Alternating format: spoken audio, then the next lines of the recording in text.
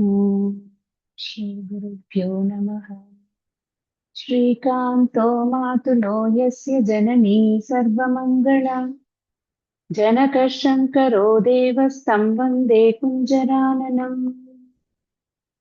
श्रीमद्वेदपुरीवासं ब्रह्मनिष्ठं तपोनिधिम् ओङ्कारानन्दयोगीन्द्रं वन्दे वेदान्तदेशिकम्। தத்துவபோதம். ஆத்மா என்றால் என்ன அப்படிங்கிற போர்ஷன் ஆரம்பிச்சிருக்கோம். தர்ஹி ஆத்மா கஹ அப்படின்னு சிஷ்யன் கேட்டான். இந்த ஆத்மா என்றால் என்ன அப்படிங்கறத எப்படி புரிஞ்சுக்கிறது? அதுக்கு என்ன பதில் சொன்னார்னா, சத்து சித்து ஆனந்தம், இதுதான் ஆத்மாவுடைய சொரூபம். இப்ப சத்துனா என்ன, சித்துனா என்ன, ஆனந்தம்னா என்ன அப்படிங்கிற விஷயங்கள் கேட்கப்பட்டது. அதுக்கப்புறமா இந்த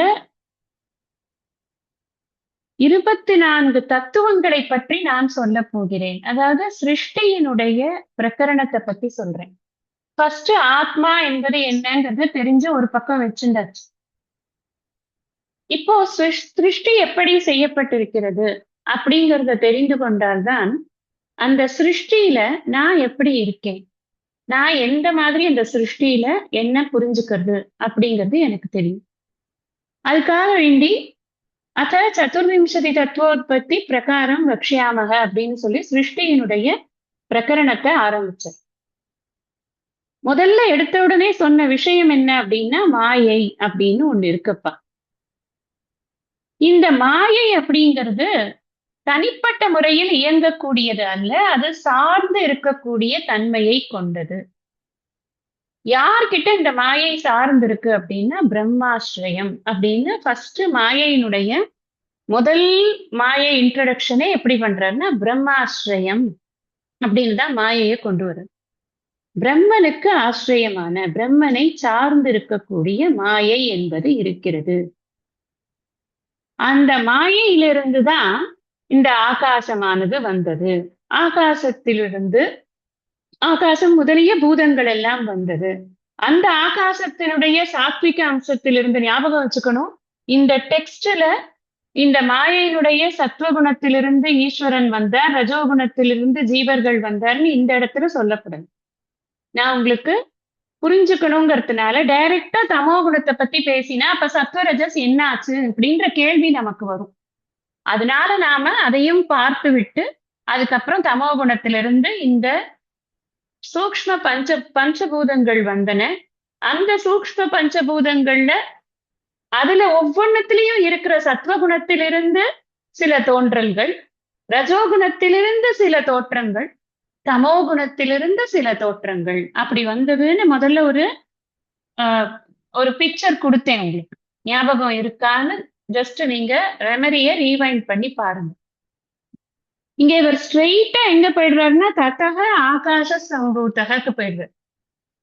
இந்த ஆகாசம் அப்படிங்கிறது, ஆகாச சம்பூத்தக, ஆகாசம் முதலிய அனைத்தும் வந்தது அப்படிங்கிறது மாயையினுடைய தமோகுணத்திலிருந்து வரக்கூடிய விஷயங்கள். அந்த ஆகாசம் அப்படின்ற ஒரு பூதம், ஒவ்வொரு பூதத்துக்கும் ஆகாசம், வாயு, தேஜக, ஆபக, பிருத்திவிங்கிற ஒவ்வொரு பூதத்துக்கும் சத்வம், ரஜஸ், தமோன்னு 3 குணங்கள் இருக்கின்றன. அந்த 3 குணங்களிலிருந்து என்னென்ன உருவாகி இருக்கு அப்படிங்கிற விஷயத்துக்கு முதல்ல என்ன சொல்லிட்டார், சாத்விக அம்சத்திலிருந்து, அதாவது சத்வகுணத்திலிருந்து ஞானேந்திரியங்கள் வந்தது. ஞானேந்திரியங்களோடு கூட மனம், புத்தி, சித்தம், அகங்காரம் இவையும் வந்தது. இந்த ஆகாசத்துல முதலிய பூதங்கள் இருக்கே, அது தனித்தனியாக ஒவ்வொன்றிலிருந்தும் இந்த ஞானேந்திரியம் ஒவ்வொன்றாக வருகிறது. சமஷ்டியா இந்த 5 பூதங்கள்ல இருந்தும் சேர்ந்து டோட்டல் எஃபெக்ட் இருக்குல்ல, அந்த டோட்டல் எஃபெக்ட்ல இருந்து வர்றதுதான் மனம், புத்தி, சித்தம், அகங்காரம் அப்படிங்கிறத பார்த்தோம். ஏதேஷாம் பஞ்சதத்வானாம் சமஷ்டி சாத்விகாம்சாத் மனோ, புத்தி, அகங்கார, சித்தாந்த கரணானி சம்பூதானி. அது வரைக்கும் நம்ம பார்த்தோம். இப்ப அந்த கரணம்னா என்ன அப்படின்னு, அந்தக்கரணம் அப்படிங்கிறது இந்த நாளையும் சேர்த்துத்தான் அந்தக்கரணம் அப்படின்னு குறிக்கிறது. மனம், புத்தி, சித்தம், அகங்காரம். அப்ப நான் 4 பத்தியும் என்னங்கிறத விரிவாக தெரிந்து கொள்ளணும். மனம் என்றால் என்ன? மனச விவரிக்க முடியுமா? என் மனசுங்கிறது இப்படி இருக்கு, இந்த கலர்ல இருக்கு, இந்த சைஸ்ல இருக்கு, இந்த இடத்துல இருக்கு, உடம்புல மனசு இந்த இடத்துல இருக்கு. ஒவ்வொருத்தரும் ஒவ்வொன்னு சொல்லுவாங்க. ஒருத்தர் தலையில இருக்கும்பாங்க, ஒருத்தர் ஹிருதயத்துல இருக்கும்பாங்க, ஒருத்தர் நாடியில இருக்கும்பாங்க, ஒருத்தர் எல்லா இடத்துலயும் இருக்கும்பாங்க. நமக்கு எங்க இருக்குங்கிறதுல தாற்பயமே கிடையாது. நமக்கு லொகேஷனே தேவை கிடையாது. ஆனா மனம் என்றால் என்ன? அது நமக்கு தெரியணும். அது என்ன சொல்றாருன்னா, ஃபர்ஸ்ட் இந்த மனம், புத்தி, சித்தம், அகங்காரம் 4யுமே ஆசிரியர் விவரிக்கிறார். சங்கல்ப விகல்பாத்மகம் மனக. சங்கல்ப விகல்ப வடிவு உடையதுதான் மனம். நிச்சயாத்மிகா புத்திகி. உறுதிப்படுத்தும் தன்மையை உடையது புத்தி. அகங்கர்த்தா அகங்காரக. நான் செயல் புரிபவன் எனப்படுவது அகங்காரம். சிந்தன கர்த்ரு சித்தம்.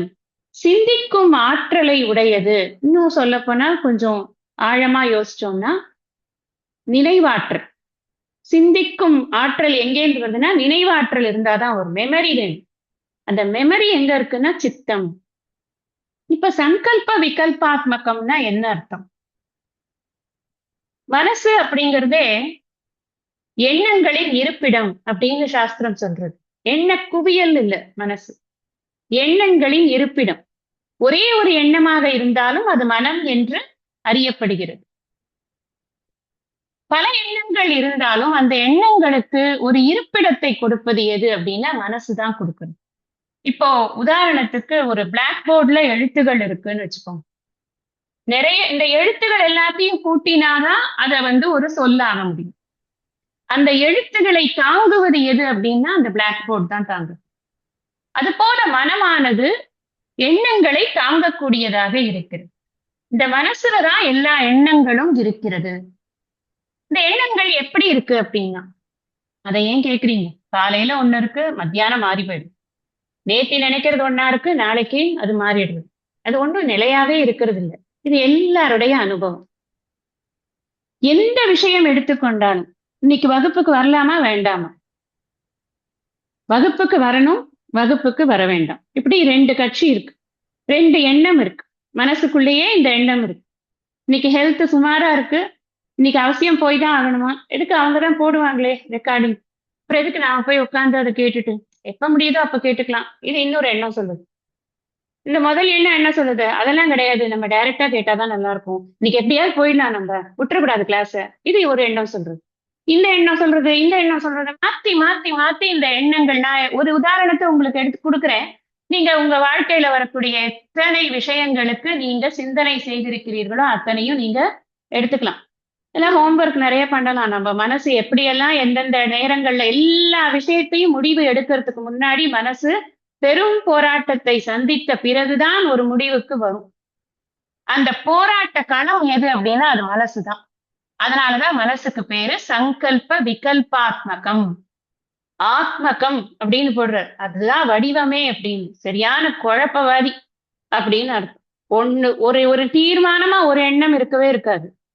பல எண்ணங்களோட போட்டு குழப்பிக்கொண்டு இதை எந்த எண்ணத்தை செயல்படுத்துறது அப்படிங்கிறதுக்கான முடிவுக்கு வர முடியாதபடி எல்லாத்துக்கும் ஃபாரும் பேசும், அகைன்ஸ்டும் பேசும். இந்த மனசு இருக்கே, இது உள்ளுக்குள்ள பட்டிமன்ற திலகம். இது எதை வச்சுட்டாலும், மாம்பழம் வாங்க கடைக்கு போனா கூட இந்த பழம் வாங்கலாமா, இந்த பழம் வாங்கலாமா, இதுல கார்பைடு போட்டிருப்பானா போட்டிருக்க மாட்டாங்க. ஏதோ ஒரு வாட்ஸ்அப் நியூஸ் வந்ததே, இது இந்த மேல இதுவா கலர் மாறி இருந்தா அது வாங்கக்கூடாதுன்னு வந்ததே, அப்படி மாறி இருக்கா மாறலையா, இவன் எங்கேருந்து ப்ரொக்யூர் பண்றான்னு தெரியலையே. நீங்க ஒண்ணும் சாதாரண விஷயம் எடுத்துக்கோங்க. ரொம்ப ரொம்ப அல்பமான விஷயத்துல இருந்து ஆரம்பிச்சு மிக மிக முக்கியமான விஷயங்கள் வரைக்கும் இந்த மனசுல சங்கல்பம் அப்படின்னு சொன்னா செய்ய வேண்டும் அப்படின்னு அர்த்தம். இதை நான் பண்ண போறேன் அப்படின்னு அர்த்தம். வகுப்புக்கு வரணும் அப்படின்னு நினைக்கிற அந்த எண்ணம் இருக்கே, அது சங்கல்பம். என்ன சாய்ஸ்ல விடுப்பா, ஒரு பெரிய மேட்டரா, அதெல்லாம் பாத்துக்கலாம் அப்படின்னு சொல்றது இல்ல, அது விகல்பம். இந்த சங்கல்ப விகல்ப ஆத்மகம் மனக. இந்த மனசு எப்படி இருக்குன்னா, இப்படி ஃபார் அண்ட் அகைன்ஸ்ட் இருக்கக்கூடிய எண்ணங்களின் கலவையாகத்தான் இந்த மனமானது இருக்கு. மனம் பூரா அது மாதிரி எண்ணங்கள் தான் இருக்கு. நிச்சயமான எண்ணம் கிடையவே கிடையாது. அப்ப யார் தான் முடிவெடுக்கிறது? நம்ம இப்படியே யோசிச்சுட்டே இருந்தா என்ன ஆகும்? அவங்கப்பா சரியான குழப்பவாதி. முதல்ல போய் அவங்ககிட்ட கேட்காம, பாக்கி எல்லா வேலையும் முடிச்சுட்டு கடைசியில வேணா போனா போட்டுன்னு ஒப்புச்ச பண்ணி வேணா ஒப்பீனியன் கேட்கலாம். முதல்ல மட்டும் ஒப்பீனியனுக்கு போனோம், வேலையே நடக்காது அப்படின்னு எல்லாரும் ஓடி போயிடுவாங்க. இப்படி குழப்பிட்டே உக்காண்டிருந்தாங்க. அப்ப யாராவது ஒருத்தர் இந்த 4 பேர் இருக்காங்களே, மனம், புத்தி, சித்தம், அகங்காரம். அதுல ஒருத்தர் ஒழுங்கா இருக்கணும். விஷயத்த நல்லா தேர்ந்து, பகுத்தறிந்து, ஆராய்ந்து, இது பண்ணலாம், பண்ண வேண்டாம் அப்படிங்கிறத சொல்லறதுக்கு, ஒரு முடிவை சொல்லறதுக்கு ஒருத்தர் வேணும். அவர்தான் புத்தி. நிச்சயாத்மிகா புத்தி. நம்ம பேசும்போதே நம்ம சாதாரணமாவே இது பண்ணிருப்போம். இந்த இந்த டயலாக்லாம் நமக்கு வீட்ல வரும். தீர்மானமா ஒண்ணு சொல்லுங்களேன்ப்பா. இதுவா அதுவான்னு எவ்வளவு நேரம் நம்ம டிஸ்கஸ் பண்ணிட்டே இருக்கிறது அப்படின்னு நமக்கு தோணும். அந்த தீர்மானம் அப்படிங்கறத எது பண்றது அப்படின்னா புத்தி தான் பண்றது. நான் இதைத்தான் செய்ய போறேன். எனக்கு இதனால எத்தனை பிரச்சனைகள் வந்தாலும் சரி, நான் செய்யறதுக்கு எண்ணி துணிக கருமம், துணிந்த பின் எண்ணுவம் என்பது இழுக்கு. யாருக்கு சொல்லப்பட்டது? இந்த புத்தியை யூஸ் பண்ற விஷயத்துலதான் சொல்லப்பட்டது. நான் ஒரு வேலை செய்யறது, இந்த புத்திக்கு இன்புட் எங்கேருந்து கிடைக்கிறதுனா அகைன் மனசுதான் அந்த இன்புட்டை கொடுக்கும். நான் இப்ப ஒரு விஷயத்த முடிவு பண்ணணும்னா, இதனால இருக்கிற சாதகங்கள் என்ன, இதனால இருக்கிற பாதகங்கள் என்ன, அது எல்லாம் இந்த நாம் சேர்ந்துதான் வேலை செய்யறது. மனம், புத்தி, சித்தம், அகங்காரம் இருக்கே, ரொம்ப பியூட்டிஃபுல்லான காம்பினேஷன் இது. சித்தம்ங்கிறது என்னன்னா மெமரி. நம்ம ஒரு செயல் செய்யறோம்னு வச்சுக்கோங்களேன், அந்த செயல் நம்ம அந்த செயலை பண்ணிட்டு அப்படியே கடந்து போயிடுறது இல்ல இந்த மைண்ட். அது என்ன பண்றதுன்னா, அந்த செயலோடைய ப்ராசஸ், அப்புறம் அதோட கான்சிக்வன்சஸ், இந்த செயல் எப்படி செஞ்சேன் அப்படிங்கிறதும், அந்த செயல்னால எனக்கு ஏற்பட்டிருக்கக்கூடிய நம்பிக்கை, மானங்கள், அவமானங்கள், புகழ், இகழ்ச்சி எல்லாவற்றையும் ரெஜிஸ்டர் பண்ணிக்கும். இல்லைன்னா நீங்க யோசிச்சு பாருங்க, ஒரு ரோட்ல நடந்து போகும்போது ஒரு ஒரு நாய் குறைக்கிறதுன்னா, நான் பேசாம நடந்து போவேனா என்ன? நான் என்ன பண்ணுவேன்? இந்த நாய் என்கிட்ட வராத இடத்துக்கு ஒரு சேஃபான பிளேஸ்க்கு என்ன நான் மூவ் பண்ணி கொண்டு போயிடுவேன்ல இந்த உடம்பு. அது ஏன் போறேன் நானு? ஏன்னா என்னுடைய மெமரியில ஏற்கனவே ரெஜிஸ்டர் ஆயிருக்கு. பல இடங்கள்ல பார்க்கிறேன். எனக்குமே அனுபவம் இருக்கும். குறைச்சிட்டே எங்கேயாவது கடிச்சிட போறதே அப்படின்ற பயம் எனக்கு இருக்கும். சோ எனக்கு பயம்ங்கிற உணர்ச்சி ரெஜிஸ்டர் ஆயிருக்கு. அதனால நான் அதுல இருந்து தப்பிக்க நான் ஓடுறேன். இது ரெஜிஸ்டர் ஆகல அப்படின்னு சொன்னா, நான் அந்த நாயை பார்த்துட்டே நிப்பேன். அது மேல ஏறுற வரைக்கும். இது யாருக்கு ரெஜிஸ்டர் ஆகல, இல்ல ரெஜிஸ்டர் ஆனது யாருக்கு வெளியில வரல, அந்த அளவுக்கு வளர்ச்சி அடையலைன்னா குழந்தைகளுக்கு வளர்ச்சி அடைஞ்சிருக்காது. அதனாலதான் இளம் கன்று பயம் அறியாது அப்படின்னு சொல்றோம். அந்த கொஞ்சம் கொஞ்சமா வளர வளர இந்த மனசு என்ன பண்றதுன்னா, கொஞ்சம் கொஞ்சமா விஷயங்களை ப்ராசஸ் பண்ணி தீர்மானங்கள் எடுத்து, அதுக்கப்புறம் என்ன பண்றது, அகங்கர்த்தா, அகங்காரகன், அகங்காரம் அப்படின்னு ஒண்ணு இருக்கு இல்லையா? இந்த 3வது விஷயம் சொன்னோமே, அந்த அகங்காரம் தான் நான் செயல் புரிபவன். அகம் கர்த்தா, நான் கர்த்தா, அகம் போக்தா, நான் அனுபவிப்பவன் அப்படிங்கிற விஷயத்தை எல்லாம் யார் திங்க் பண்றது அப்படின்னு சொன்னா, இந்த அகங்காரம் தான் அதை பண்றது. அப்ப நான் செயல் புரியறேன் அப்படிங்கிற எண்ணம் எனக்கு எதனால ஏற்படுறதுன்னா, இந்த அகங்காரத்தினால ஏற்படுறது. புத்தி நிச்சயம் பண்ணிடுறது, நீ இந்த செயலை பண்ணு அப்படின்னு அது எஸ் கொடுத்துடுறது. அதுக்கப்புறம் நான் போய் ஒரு வேலையை பண்ண போறேன். நான் வேலையை பண்ணும் பொழுது நான் செயல் புரிபவன் அப்படிங்கிற எண்ணமானது எனக்கு அகங்காரத்துல ஏற்படுறது. சாஸ்திரம் எதை கண்டிக்கிறது அப்படின்னா, இந்த அகங்காரத்துலதான் நம்ம வேலையே இருக்கு. சாஸ்திரம் படிக்க படிக்க படிக்க இந்த அகங்காரம் அப்படிங்கிறத இண்டிவிஜுவாலிட்டி அப்படின்னு சொல்லுவோம். தன் உணர்வு அப்படின்னு சொல்லுவார் சுவாமி. இந்த தன் உணர்வு, நான் பண்றேன், என்னுடையது, என்னுடைய யார் எனதுங்கிறது எங்க உட்கார்ந்து இருக்குன்னா, அது அந்த தன் உணர்வுலதான் உட்கார்ந்துருக்கு. என்னை சேர்ந்தவர்கள், இந்த ஐடென்டிட்டி ஃபுல்லா எங்க உட்கார்ந்து இருக்குன்னா, அந்த தன் உணர்வுலதான் உட்கார்ந்துருக்கு. இந்த தன்னுணர்வு என்ன பண்றது அப்படின்னு சொன்னா, இந்த செயல்களை செய்வதற்கு எனக்கு உபயோகமா இருக்கு. இப்ப எனக்கு அந்த தன்னுணர்வே இல்லைன்னு வச்சுக்கோங்களேன், இண்டிவிஜுவாலிட்டினே ஒண்ணு இல்ல, எனக்கு செயல் புரியும் ஆற்றல் இருந்தால் கூட விளைவு இல்லைன்னா நான் எப்படி வேலை பண்ணுவேன்? விளைவே இல்லைன்னா வேலை பண்ண முடியாது. இப்ப விளைவு இருந்து வேலை பண்ணினாலும் அது நான் பண்ணல அப்படிங்கிறது ஞானத்தினால நம்ம தெரிஞ்சுப்போம். ஆனா பண்ணணும்னா அந்த அகங்காரமானது நமக்கு இருக்கணும். அப்பதான் நம்மளால வேலை பண்ண முடியும். அதுதான் ஞானத்துக்கு அப்புறம் நாம செய்யக்கூடிய வேலைகள். ஒரு ஒரு பெரிய டிஸ்கஷன் வரும் சாஸ்திரத்துல, உபநிஷத்துல ஒரு பெரிய டிஸ்கஷன் வரும். என்னன்னா, அப்ப அகங்காரத்தினாலதானே நம்ம வேலை செய்யறோம். ஞானத்துக்கு அப்புறம் அப்ப வேலை செய்யலாம். சிகீர்ஷூர் லோக சங்கிரகம்னு எல்லாம் சொல்றாரே, அப்ப அந்த அகங்காரம் என்ன ஆகும் அப்படின்னு கேட்டா, அது பாதித்த அகங்காரமா மாறிடும். பாதித்த அப்படின்னா பக்குவப்படுத்தப்பட்ட அகங்காரம் அது. அந்த இடத்துல அகங்காரம் நான் செயல் புரிகிறேன் அப்படிங்கிற எண்ணம் ஏற்படாமல், நான் இந்த செயலை புரியக்கூடிய கர்த்தாவாக இல்லை அப்படிங்கிற நம்மளுடைய ஸ்டேட்டஸ் அது மாத்திக்கும் ஞானத்தினால. ஏன்னா ஆத்மாவுக்கு செயல் புரியும் தன்மையோ செயலை அனுபவிக்கும் தன்மையோ கிடையாது கிடையாது கிடையாதுன்னு மண்டையில அடிச்சு சொல்லி கொடுக்குறா இல்லையா, அதுக்கப்புறமா அது அதை புரிஞ்சுக்கும். பட் டு ஸ்டார்ட் வித், நீ போய் இந்த வேலையை பண்ணிட்டு வா அப்படின்னு சொன்னா, எஸ் நான் போய் பண்ணிட்டு வரேன் அப்படின்னு ஓடும் பொழுது அகங்காரத்தோட துணையோட தான் நம்ம அந்த வேலையை பண்ண முடியும். இப்ப கிளாஸ் எடுக்கிறோம் அப்படின்னா இந்த நேரத்துல இந்த அகங்காரம் வேலை செய்யலைன்னா அந்த கிளாஸஸ் எடுக்க முடியாது. கிளாஸ் லிசன் பண்றோம்னா அந்த நேரத்துல அந்த அகங்காரம் வேலை செய்யலைன்னா அந்த கிளாஸ் எடுத்துக்க முடியாது, லிசன் பண்ணிக்க முடியாது. சோ அகங்காரம்ங்கிறது கர்த்திருவம் போக்திருத்துவம் ரெண்டுத்துக்கும் காரணமாக இருக்கக்கூடியது அகங்காரம். இப்போ இந்த அகங்காரம் மட்டும் இருந்தா, இது 3 மட்டும் இருந்தா பத்தாது. நம்ம செயலை செய்து முடிக்கிறதுக்கு நமக்கு சில ப்ரொசீஜர்ஸ்க்கெல்லாம் நமக்கு மெமரியை தான் நம்ம டிபெண்ட் பண்ணியிருக்கோம். அதே மாதிரி நம்ம செயல் செய்து முடித்ததுக்கு பிறகு நான் முன்னாடியே சொன்னது மாதிரி எப்படி செஞ்சேன், அந்த செஞ்சதுனால என்ன அதிர்வுகள் ஏற்பட்டது, மனசளவுல, புத்தி அளவுல, வெளியில என்னை பற்றிய சிந்தனைகள், என்னை பற்றிய பேச்சுகள் இத்தனையும் ரெஜிஸ்டர் ஆறது எங்க அப்படின்னா சித்தத்துல ரெஜிஸ்டர் ஆகுது. அதனாலதான் விவேக சுடாமணியில ஆச்சாரியர் ஒரு பெரிய டாபிக் எழுதுறார். எதுக்கு எழுதுறார் அப்படின்னா, நீ ஞானத்தை அடைந்த பிறகு தொடர்ந்து செயல்பட்டு கொண்டே இருந்தால் அது செயல், வாசனை, சித்தம் இப்படியே இதுக்குள்ளேயே அது சுழற்றி கொண்டே இருக்கும். அதாவது நீ செயல்படு புரிவ, அதுக்கப்புறம் என்ன ஆகும், அது வாசனையாகும். அந்த வாசனை உன்னுடைய சித்தத்துல உட்காரும். அந்த சித்தத்தினால் தூண்டப்பட்டு நீ அடுத்த தடவை ஆசை வரும், அதனால நீ செயல் புரிவ, மறுபடியும் அது வாசனையாக மாறும். திரும்பவும் நீ இந்த லூப்புக்குள்ள, இப்போ ஒரு சினிமா ஒண்ணு கூட ஜோக்கு நிறைய பேர் சொல்றாங்க, வந்தா சுட்டான் போனான் வந்தா சுட்டான் போனான், அந்த மாதிரி லூப்பு. இந்த லூப்புல மாட்டி மாட்டி மாட்டி இந்த லூப்பை எப்படியா கட் பண்ணுவ நீ அப்படின்னு ஆச்சாரியார் கேட்கிறார். அது எதனால உன்னால கட் பண்ண முடியும்னா, காரியத்தை நிறுத்து ஃபர்ஸ்ட். ஏன்னா எங்க இது ஸ்டார்ட் ஆகுதுன்னா, நீ செயல் செஞ்சனாதான் அது ஒரு பதிவை உன்னுடைய மனசுல ஏற்படுறது பத்தியா. அதுக்கப்புறம் தான் அதே போல ஒன்றை பார்க்கும் பொழுது உனக்கு ஒரு ஆசை ஏற்படுகிறது. அந்த ஆசைக்கு ரெஃபரன்ஸுக்கு போய் சித்தத்துல இது எடுத்துக்குது, மறுபடியும் செயலை புரியுது, மறுபடியும் வாசனை கிரியேட் ஆகுது, இப்படியே சுத்திட்டே இருக்குது. அதனால நீ செயலை நிறுத்து அப்படிங்கிறார் ஆச்சாரியர் விவேக சூடாமணி. அது ரொம்ப அதனால அது என்னன்னா, நம்ம பூரணமாக அந்த பிரம்ம சிந்தனையில மாத்திரம்தான் நம்மளை வச்சுக்கணும் அப்படின்னு சொன்னா, செயல் புரியறது அப்படிங்கிற லௌகிக்க செயல்களை குறைத்து கொள்ளத்தான் வேண்டும், வேற வழியே கிடையாது.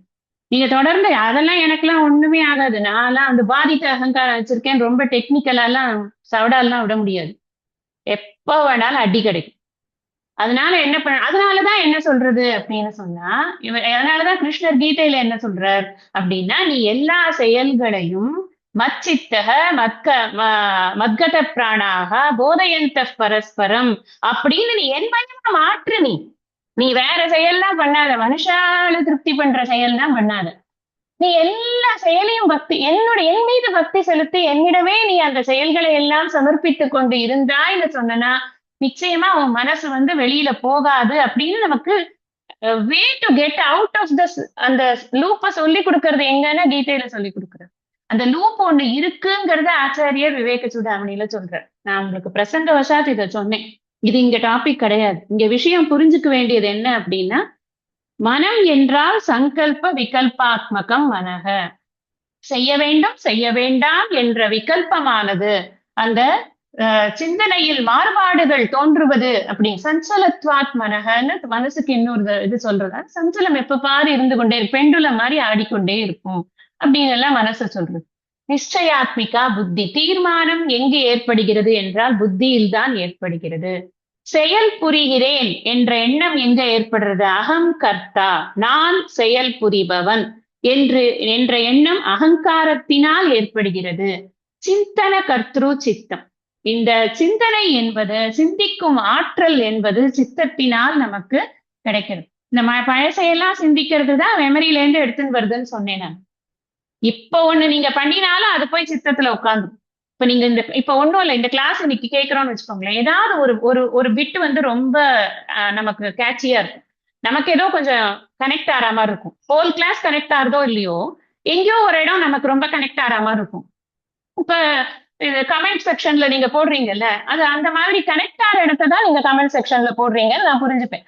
ஏன்னா ஃபுல் கிளாஸையும் எழுத முடியாது. ஏதோ ஒரு இடம் கனெக்ட் ஆகும், கரெக்டா அந்த இடம் வந்து நம்ம போடணும்னு நினைக்குவோம், அதை போடுவோம். பட் எதுக்கு சொல்றேன் அப்படின்னா, அந்த அந்த ஒரு இடம் நம்மளோட மெமரியில போய் நல்லா ஸ்ட்ராங்கா உட்காந்துரும்.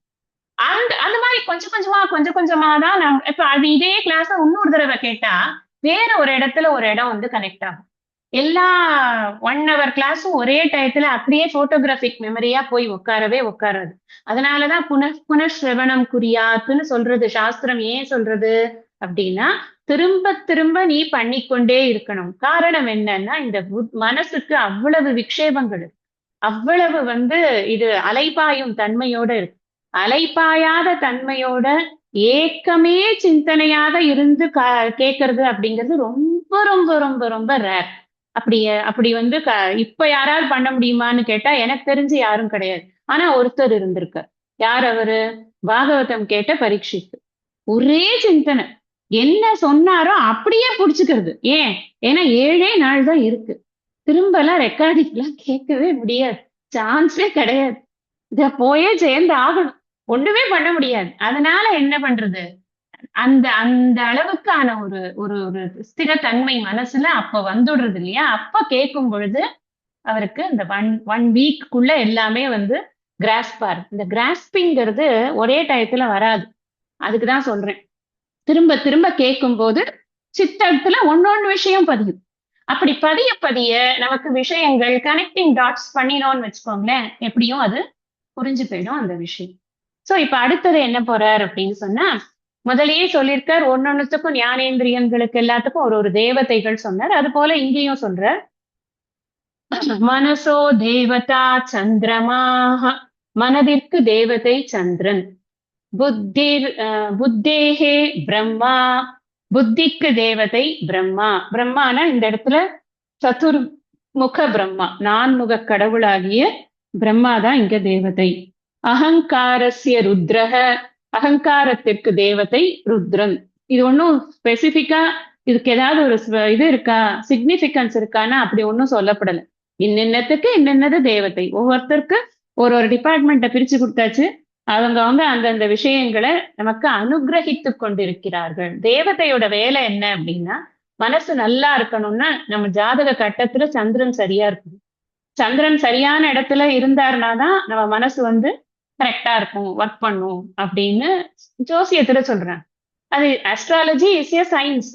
அது வந்து ஒரு கணக்கு ரீதியான விஷயங்கள் அதுல இருக்கு. அந்த மாதிரி இப்ப வானத்துல இருக்கக்கூடிய நட்சத்திரங்களும் கோள்களும் எந்தெந்த இடத்தில் எப்படி எப்படி இருக்கிறதோ அதற்கு தகுந்த மாதிரி அந்த பிறப்புக்கான ஒரு பலன்கள் எல்லாம் சொல்லப்படுறது. அப்படின்னா ஒன்னொன்னுத்துக்கும் கனெக்ஷன் இருக்கு. இந்த ஜீவனுக்கு இந்த செலஸ்டியல் விஷயங்களோட கம்ப்ளீட்லி கனெக்டடுங்கிறத நம்ம புரிஞ்சுக்கணும். இன்னைக்கு இதுல பாகவதத்துல கிருஷ்ணாவதாரம் பத்தி கேட்டு இருக்கிறச்சு ரொம்ப அழகா ஒண்ணு சொன்னார் அவர். என்னன்னா, கிருஷ்ணர் பிறக்க போறார் அப்படின்ன உடனே இந்த நட்சத்திரங்களும் சரி இந்த கோள்களும் சரி போட்டி போட்டு கொண்டு அந்த ஜாதக கட்டத்துல கரெக்டா எந்தெந்த இடத்துல இருந்தா அவருடைய இது வந்து ரொம்ப நல்லா இருக்கும், இங்க வந்த காரியம் நடக்கணும், அதனால இங்க எதுக்கு வந்தாரோ அந்த காரியம் நடக்கிறதுக்கு அழகா அது அனுகூலமா இருக்கிற இடங்கள்ல போய் அதாவது வந்து ஆசையா போய் உட்கார்ந்தது அப்படின்னு சொன்னார். சொன்ன விதம் வந்து ரொம்ப ஒரு பக்தி பூர்வமாக இருந்தது. பட் என்ன புரிஞ்சுக்கிறோம் அப்படின்னு சொன்னா, பகவானே சொல்லியிருக்கார், ஆத்ம மாயையா அப்படின்னு சொன்னார். என்னுடைய கட்டுப்பாட்டில் இருக்கும் மாயையை வைத்துக்கொண்டு நான் ஒவ்வொரு முறையும் எப்பொழுதெல்லாம் தர்மம் க்ஷீணமாகிறதோ அந்த தர்மத்தை ஸ்தாபனம் செய்வதற்காக நான் வருகிறேன்னு பகவான் கீதையில சொல்லியிருக்கிறதுனால அதுவும் அவரோட கண்ட்ரோல்ல இருந்து அதாவது அந்தந்த இடத்துல உட்காருங்கப்பா அப்படின்னு. இப்ப நம்ம மினிஸ்ட்ரி எல்லாம் போடுறாங்க, எல்லாம் நம்ம சொல்றத கேட்கணுங்கிறதுக்காகத்தானே ஒரு ஒரு ஒரு ஒரு பொசிஷனும் கொடுக்குறாங்க. அப்ப யார் பொசிஷன் கொடுக்குறாங்களோ அவங்க பேச்சையே கேட்காம கண்டபடிக்கு தெரியறவங்கள கொடுப்பாங்களான்னு. அந்த மாதிரி ஆத்ம மாயையா அதை மறந்துடக்கூடாது. நம்ம பக்தி இருக்கட்டும், பக்தி இருந்தாலுமே கூட ஆனா ரசம் நல்லா இருக்கும். பக்தி ரசம் கேட்கறதுக்கு ரொம்ப இனிமையா இருக்கும். இருந்தாலும் அறிவுபூர்வமாக யோசிச்சோம் அப்படின்னா அவருடைய திட்டமிடல் அப்படி அழகாக இருந்தது அப்படிங்கிறத பார்க்கிறோம். எதுக்கு சொல்றேன் அப்படின்னு சொன்னா ஒன்னொரு தேவதையும் நமக்கு அனுகிரகம் செய்வதற்காக கொடுக்கப்பட்டிருக்கிறது நாம புரிஞ்சுக்கணும். சித்தஸ்ய வாசுதேவக, சித்தத்திற்கு தேவதை வாசுதேவன். வாசுதேவன்னா சாட்சாத் கிருஷ்ணனே தான், வேற யாரும் இல்லை. மனசு நன்னா இருக்கணும் அப்படின்னு சொன்னா கிருஷ்ணருடைய அனுகிரகம் வேணும். மச்சித்தா மத்கத பிராணாகா போதையின் பரஸ்பரம்னு சொன்னவர் அப்புறம் அவரை நினைக்காம வேற எதை நினைக்கிறது மனசு நன்னா இருக்கணும்னா இல்லையா? எனிவே எப்படி நினைச்சாலும் சரி நம்ம கீதையிலேருந்து வெளியில ஒரு விஷயத்த எடுத்துக்கவே முடியாது. He has put everything into Gita. நீ ஒன்னும் கவலையே படாத, எல்லாம் நீ அதை படிச்சாலே போறோம் உனக்கு அப்படிங்கிற மாதிரி அழகா கொடுத்துடுறாரு. சோ அடுத்தது என்ன சொல்றார் அப்படின்னா ஏதேஷாம் பஞ்சதத்வானாம் மத்தியே ஆகாஷஸ்ய ராஜசாம்சாத் வாகிந்திரியம் சம்பூதம். இப்ப முதல்ல என்ன பார்த்தோம்? ஒவ்வொரு பூதத்திலிருந்தும் சத்வகுணத்திலிருந்து என்னென்னலாம் வந்தது அப்படின்னு பார்த்தோம். சாத்விகாம்சாத் வந்ததெல்லாம் பார்த்தோம். இப்ப என்ன பார்க்கிறோம்? ரஜோகுணத்திலிருந்து, அதாவது கர்மேந்திரியங்களுடைய தோற்றத்தை இப்ப பார்க்க போறோம். முதல்ல தோன்றுவது அப்படிங்கிறது இந்த ஆகாசத்திலிருந்து வரக்கூடிய இந்திரியம் எது அப்படின்னா வாக்கு. இந்த வாக்கு இருக்கே அது ரொம்ப ரொம்ப முக்கியம் நமக்கு. நம்மளோட பேச்சு அப்படிங்கிறது நம்ம பார்த்திருக்கோம். திருவள்ளுவர் இனியவை கூறல், அப்புறம் புறங்கூறாமை, பயனில சொல்லாமை, சொல்வன்மை, நலம் புனைந்துரைத்தல், இப்படி 5 அதிகாரங்கள் நமக்கு பேச்சுக்கு மாத்திரமே கொடுத்திருக்கு. எப்படி பேசணும், எங்க பேசணும், எவ்வளவு பேசணும், எது பேசவே கூடாது, இப்படி எல்லாவற்றுக்குமான ஒரு கைடன்ஸ் நமக்கு பாக்குறோம். அப்போ வாக்கு ஒன்லி திங் டு கம்யூனிகேட் இல்லையா? நம்ம மனுஷனை எது பிரிச்சு காட்டுறது அப்படின்னு சொன்னா கம்யூனிகேஷன் தான் முக்கியமா பிரிச்சு காட்டுறது. இந்த கம்யூனிகேஷன் ப்ராப்பரா இருக்கணும். ஹிதமாக மிதமாக யாரையும் புண்படுத்தாத வகையில் நம்முடைய பேச்சு இருக்கணும். எங்கேருந்து வருது இந்த பேச்சு அப்படின்னா ஆகாசத்திலிருந்து நமக்கு அந்த பேச்சு சவுண்ட் ஆகாசத்தினுடைய தனிப்பட்ட குணமாக பார்த்தோம். ஆகாசத்துக்கு குணம் சப்தம் அப்படின்னு, வாயை திறந்தா சப்தம் வருது இல்லையா? அதனால வாக்கு இந்திரியம் அப்படிங்கிறது இந்திரியங்கள் அப்படின்னு, இந்திரியம்னா சக்தின்னு சொல்லியிருக்கேன். பேசும் சக்தியானது இந்த வாய் என்ற கருவி மூலமாக நமக்கு கிடைக்கிறது. அப்போ இந்த கருவி இந்த இந்த பேசும் சக்தி அப்படிங்கிறது நமக்கு ஆகாசம் அப்படிங்கிற அந்த பூதத்தினுடைய ராஜச அம்சத்திலிருந்து நமக்கு கிடைக்கிறது. இந்த 5 தத்துவங்களுள் ஆகாசத்தின் ராஜச அம்சத்திலிருந்து பேசும் கருவியான வாய் தோன்றுகிறது. வாக் இந்திரியம். அடுத்தது வாயோகோ ராஜசாம்சாத் பாணீந்திரியம் சம்பூதம். வாயுவின் ராஜச அம்சத்திலிருந்து கைகள் தோன்றியது. வாயுவினுடைய ராஜச அம்சத்திலிருந்து நம்மளோட கைகள் வருது. அப்புறம் வன்னேகே ராஜசாம்சாத் பாதேந்திரியம் சம்பூதம். முன்னாடி இந்த நெருப்புக்கு என்ன படிச்சோம்? தேஜக அப்படின்னு படிச்சோம்.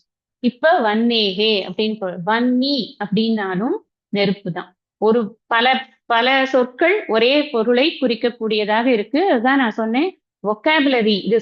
இந்த டெக்ஸ்டே ஒக்காபுலரிக்காக தான், பரிபாஷை சொற்களுக்கான டெக்ஸ்ட் தான் இது. அதனால இதுல நாம நிறைய தெரிஞ்சுக்கலாம். ஒரே வார்த்தை ஒரே பொருளுக்கு எத்தனை விதமாக அது சொல்லப்படுகிறது அப்படின்னு. வன்னேகே ராஜசாம்சா பாதேந்திரியம். கால்கள் எதிலிருந்து வந்தது அப்படின்னா நெருப்பு அப்படிங்கிற அந்த பூதத்திலிருந்து வந்தது. ஜலசிய ராஜசாம்சாத் ஆபகன் முன்னாடி படிச்சோம். இப்ப ஜலம் அப்படின்னு. ஜலசிய ராஜசாம்சாத் குதேந்திரியம் சம்பூதம். நீரினுடைய ராஜச அம்சத்திலிருந்து எருவாய் தோன்றியது. எருவாய் அப்படிங்கிறது நம்முடைய உடம்புல இருக்கிற வேஸ்ட் எல்லாம் வெளியில வெளியில தள்ளக்கூடிய துவாரங்கள் தான் எருவாய் அப்படின்னு சொல்லப்படுது. பிருத்திவ்யா ராஜசாம்சாத் உபஸ்தேந்திரியம் சம்பூதம். பிருத்வியினுடைய ராஜச அம்சத்திலிருந்து நமக்கு கருவாய் தோன்றியது. ரீப்ரொடக்ஷன், நம்ம பிரஜோத்பத்தி அப்படிங்கிறது நடக்கிறதுக்கான ஒரு சக்தியானது, அதுக்கான கருவிகள் எல்லாம் எங்க வருது அப்படின்னு சொன்னா அந்த கருவாய்ங்கிற இடத்துலதான் வைக்கிறார். அதுக்கு எது அப்படின்னா பிருத்வி தான் அதுக்கு. அதனுடைய பிருத்வியினுடைய ராஜச அம்சத்திலிருந்து என்ன தெரியுது நமக்கு? பஞ்சபூதங்கள் சூக்ஷ்ம சத்வ அம்சத்திலிருந்து வந்தவை நமக்கு ஞானேந்திரியங்கள். அது போக மனம், புத்தி, சித்தம், அகங்காரம் பஞ்சபூதங்களினுடைய சமஷ்டியிலிருந்து வந்தது மனம், புத்தி, சித்தம், அகங்காரம். இப்ப பஞ்சபூதங்களினுடைய ராஜச அம்சத்திலிருந்து வந்தது கர்மேந்திரியங்கள், வாக், பாணி, பாதம், பாயு, உபஸ்தம். இதெல்லாம் வந்துடுத்து அப்படிங்கிறத பார்க்கணும். இந்த இந்த சிருஷ்டி இது என் உடம்புக்கு மட்டும்தான் வந்ததா அந்த மாதிரி அப்படின்னா அப்படி கிடையாது. இந்த என்டையர் பிரபஞ்சத்துல இருக்கிற ஒரு விஷயத்துக்கும் இப்படித்தான் வந்து. இது எனக்கு மாத்திரம் வந்த விஷயங்கள் கிடையாது. இந்த கர்மேந்திரியங்கள் வந்ததோ இல்ல ஞானேந்திரியங்கள் வந்ததோ, பூனையை எடுத்துட்டீங்கன்னா பூனைக்கும் பார்க்கும் சக்தி, கேட்கும் சக்தி, முகரும் சக்தி, தொட்டு உணரும் சக்தி, எல்லா சக்தியும் இந்த பஞ்சபூதங்கள்ல இருந்து வந்ததுதான் அது. அதே போல நாய்க்கும் அப்படித்தான், சிங்கத்துக்கு அப்படித்தான், ஆனைக்கு அப்படித்தான், மீனுக்கு அப்படித்தான், அமீபாக்கு அப்படித்தான். இது ஓர் உயிரிலிருந்து ஆரம்பித்து ஓரறிவு உயிரிலிருந்து ஆரம்பித்து 5 அறிவு உயிர், 6 அறிவு உயிர் வரைக்கும் எல்லாவற்றுக்குமே இந்த பஞ்சபூதங்கள் தான் பேசிக் மெட்டீரியல் ஃபார் ப்ரொடக்ஷன் அப்படிங்கிறத புரிஞ்சுக்கும். இப்ப நம்ம இதை படிக்கிறது சூக்ஷ்மமாக இந்த ஞானேந்திரியங்களை நீங்க கண்ணுல பார்த்து சொல்ல முடியாது. அப்ப அது என்ன? உணரக்கூடிய விஷயங்கள், அறிவு கருவிகளா இருக்கு, சூக்ஷ்மமா இருக்கு. கர்மேந்திரியங்கள் பார்க்கலாம், நம்ம கை, காலு இதெல்லாம் பார்க்கலாம். நம்மளுடைய இந்திரியங்கள் எல்லாம் நமக்கு வெளிப்படையாக தெரிகிறது. அது ராஜச அம்சத்தில இருந்து வந்திருக்கு. அடுத்தது தாமச அம்சத்திலிருந்து ஸ்தூலமா இந்த பிரபஞ்சம் வெளியில வரணும். இப்ப வரைக்கும் செமி ஸ்தூலமா தான் இருக்கு. ஒரு பார்ட் நுண்மையா இருக்கு, ஒரு பார்ட் பரு உடலாக, பரு விஷயங்களாக தெரிகிறது. முழுமையாக அந்த பரு இது கிராசல் இது எப்ப தெரியும் அப்படின்னா இதுக்கப்புறமா தான் பஞ்சீகரணம் ஆகும் பொழுதுதான் அது தெரியும். இப்ப என்ன சொல்ற? ஏதேஷாம் சமஷ்டி ராஜசாம்சா. நம்ம சமஷ்டி சாத்விகாம்சத்துல இருந்து என்ன வந்ததுன்னு பார்த்தோம்? மனம், புத்தி, சித்தம், அகங்காரம். சமஷ்டி ராஜச அம்சத்திலிருந்துதான் பஞ்ச பிராணாக சம்பூதாக. நான் என்ன அர்த்தம்னா, ஆகாசம், வாயு, இது அக்னி, ஜலம், பிருத்வி 5னுடைய ஒட்டுமொத்த சக்தியிலிருந்து இந்த பிராணன் வந்திருக்கிறது. பிராணன்னா ஒரே பிராணன் இல்ல, பஞ்ச பிராணாக. பிராணன், அபானன், உதானன், வியானன், சமானன் எல்லாமே வந்தது எங்கேருந்து அப்படின்னா இந்த 5பூதங்களினுடைய ஒட்டுமொத்த சக்தி ராஜச அம்சத்தின் மூலமாக இது பஞ்ச பிராணனானது வந்திருக்கிறது. சூக்ஷ்ம 5பூதங்களின் ஒட்டுமொத்த ராஜச அம்சத்திலிருந்து 5 பிராணங்கள் தோன்றின. இப்போ இந்த 3 குணங்கள் இருக்குன்னு பார்த்தோம் ஃபர்ஸ்டே. எது? மாயையில. அந்த மாயையில இருக்கிற முக்குணங்களிலிருந்து இந்த தாமச குணம் மாத்திரம் இப்ப இங்க விவரிக்கப்படுறது. தாமச குணத்திலிருந்து முதல்ல 5 பூதங்கள் தோன்றி இருக்கின்றன. அந்த 5 பூதங்களிலிருந்து சத்வ குணத்திலிருந்து ஞானேந்திரியங்களும் மனம், புத்தி, சித்தம், அகங்காரமும் வந்தது. ரஜோகுணத்திலிருந்து கர்மேந்திரியங்களும் பஞ்ச பிராணனும் வந்தாச்சு. எத்தனை வந்திருக்கு இப்போ? 5 ஞானேந்திரியங்கள், மனம், புத்தி, சித்தம், அகங்காரம் 4, 9. 5 கர்மேந்திரியங்கள், 5 பிராணன். இங்க 10, 10 இங்க 9, 19 வந்தாச்சு. இங்க இவர் முதல்ல சொன்னார் சதுர்விம்சதி அப்படின்னு சொல்லியிருக்கார். கணக்கு வரும், ஒன்னொன்னா வரும்போது நம்ம அதை பார்க்கலாம். இப்போ அடுத்தது என்ன எங்க கொண்டு போறார் அப்படின்னு சொன்னா, ஏதேஷாம் பஞ்சதத்வானாம் தாமசாம்சாத் பஞ்சீகிருத பஞ்சதத்வானி பவந்தி. இந்த 5 தத்துவங்களின் தாமச அம்சத்திலிருந்து பஞ்சீகரணம் செய்யப்பட்ட 5 தத்துவங்கள் தோன்றின. இதுல இருந்து இதுக்கப்புறமா பஞ்சீகரணம் பண்ணதுக்கு அப்புறமா தான் இந்த 5 ஸ்தூல பஞ்சபூதங்கள் வருகிறது. இந்த 24 கணக்கு என்ன அப்படின்னா, முதல்ல வந்தது இல்ல இந்த தாமச குணத்திலிருந்து வந்த 5 பஞ்சபூதங்கள் தன்மாத்திரைகள் அப்படின்னு பேர். ஃபர்ஸ்ட் அந்த 5. அதுக்கப்புறம் 5 ஞானேந்திரியங்கள். அதுக்கப்புறம் மனம், புத்தி, சித்தம், அகங்காரம். அப்புறம் 5 கர்மேந்திரியங்கள், பஞ்சபிராணம். இது எல்லாம் சேர்த்துதான் 19, 5, 24. சதுர்விம்சதி அப்படிங்கிறது இதனாலதான் நான் உங்களுக்கு சொன்னேன் இந்த டெக்ஸ்ட்ல சதுர்விம்சத்தின்னு இருக்கும். நீங்க சிவாகம டெக்ஸ்ட் எல்லாம் எடுத்து பாத்தீங்கன்னா அங்க வந்து 96 தத்துவங்கள்னு சொல்லுவாங்க. சில இதுல வந்து 36 தத்துவங்கள்னு சொல்லுவாங்க. ஒரே ஒரு விஷயம் என்னன்னா நம்பர்ஸ பார்க்கவே வேண்டாம். இந்த சிருஷ்டி எப்படி நடந்தது, சிருஷ்டி நடந்ததையே ஒரு உபனிஷத்துல ஒரு விதமாக சொல்லப்பட்டிருக்கு. முன்னாடியே சொல்லியிருக்கேன், மீண்டும் சொல்கிறேன். சிருஷ்டி என்பது அதை புரிந்து கொண்டு அதை நீக்குவதற்காக மட்டுமே சொல்லப்பட்டது அப்படிங்கறத நீங்க புரிஞ்சுக்கோங்க. சிருஷ்டிக்குள்ள ரொம்ப போகணும்ன்ற அவசியம் கிடையாது. தெரிஞ்சுக்கணும் இதெல்லாம் எப்படி வந்தது அப்படிங்கறத மாத்திரம் தெரிஞ்சுக்கணும். ஃபைனலி என்ன பண்ண போறோம், இது எல்லாம் மித்தியா அப்படின்னு ஒரு டப்பால போட்டு மூடி தள்ளி விட்டுரும். அவ்வளவுதான். அது தள்ளுறதுக்கு முன்னாடி தெரிஞ்சுட்டு தள்ளுறோம், அவ்வளவுதான். வீட்லயே பழைய தபால்லாம் தூக்கி போடணும்னா அது என்னதுன்னு பார்த்துட்டு தானே போடுவோம். அந்த மாதிரி பாத்துக்கிறோம், நம்ம தெரிஞ்சுக்கிறோம், அவ்வளவுதான். சோ ரொம்ப இதுக்குள்ள ஏன் அதுல 24 சொல்லியிருக்கு, ஏன் இதுல 36 சொல்லியிருக்கு, அப்ப 96னா என்ன, ஏன் இதுல எல்லாம் டிஃபரன்ஸ் இருக்குன்னு உட்காந்து கணக்கு போட்டு டைத்தை வேஸ்ட் பண்ண வேணாம். அதுக்காக சொல்றேன். ஏன்னா இது நான் சொல்லல, சுவாமிஜியே இப்படித்தான் சொல்றேன். ஏன்னா பல விதமாக பல இடங்கள்ல சொல்லி இருக்கிற காரணத்தினால சிருஷ்டியை finally it is going to be நெகேட்டட்ங்கிற புத்தியோடையே பார்க்கணும் அப்படின்னு சொல்லியிருக்க. இப்போ இந்த சிருஷ்டியினுடைய முக்கியமான பாகமான இந்த பஞ்சீகரணம்ங்கிற இடத்துக்கு வரும். ரொம்ப முக்கியமான பாகம் இது. நான் உங்களுக்கு கீதை வகுப்புல சொல்லியிருப்பேன்னு நினைக்கிறேன். சொல்லலைன்னா இப்ப தெரிஞ்சுக்கலாம். எனக்கு ஞாபகம் இல்லை சொன்னேனா சொல்லலையா அப்படிங்கறது. சொல்லி இந்த மாதிரியும் இருக்கு, இல்லாத மாதிரியும் இருக்கு. ஏன்னா விவேக சூடாமணியில வருது, அப்ப சொல்லியிருப்பேன். சோ எந்த கிளாஸ்ல சொல்றேன் அப்படிங்கறது தெரியல, அதனால எனக்கு புரியல. இப்ப நான் சொல்றேன் உங்களுக்கு. இங்க இங்க வந்து கண்டிப்பா சொல்லிதான் ஆகணும், ஏன்னா அதுக்குன்னு ஸ்லோகமே இங்க எழுதிட்டாரு அவர். அதனால நம்ம அதை படிச்சு நம்ம அதோட அர்த்தத்தை தெரிஞ்சுக்க போறோம். இப்ப பஞ்சீகரணம் செய்யறதுக்கு 5 ஸ்தூல பூதங்கள் வருகிறது தான் இந்த பஞ்சீகரணத்துக்கு அப்புறமா வருது அப்படின்னு சொல்றோம். இந்த பஞ்சீகரண வார்த்தை எங்க பார்த்தோம் நம்ம? முதல்ல ஸ்தூல சரீரம் கிம், அப்புறம் சூக்ஷ்ம சரீரம் கிம் அப்படிங்கிற இடத்துல பஞ்சீகிருத பஞ்சமகாபூதானி கிருதம் சத்கர்மஜன்யம் இப்படின்னு எல்லாம் படிச்சோம். அதே மாதிரி அபஞ்சீகிருத பஞ்சமகாபூதானி கிருதம் சத்கர்மஜன்யம் அப்படின்னு ஸ்தூலத்துக்கும் சூக்ஷ்மத்துக்கும் பேசிக்கா என்ன இருக்கு அப்படின்னா இந்த பஞ்சீகரணம் செய்யப்பட்ட பஞ்சீகரணம் செய்யப்படாத 5 பூதங்கள் அப்படிங்கறத அங்கேயே ஒரு தடவை பார்த்துட்டோம். அங்க நாம பஞ்சீகரணம் கிம்னு கேள்வியே கேட்கல. இப்பதான் அந்த பஞ்சீகரணம் அப்படிங்கிற விஷயத்த பார்க்கணும். பஞ்சீகரணம் கதம் இதி சேத், பஞ்சீகரணம் எப்படி அப்படின்னு கேட்டா அப்படின்னு இவர் வந்து விளக்குறார். நான் இதை படிக்கிறேன், உங்களுக்கு பொருள் வந்து நான் விளக்கினதுக்கு அப்புறமா படிச்சு காட்டுறேன்.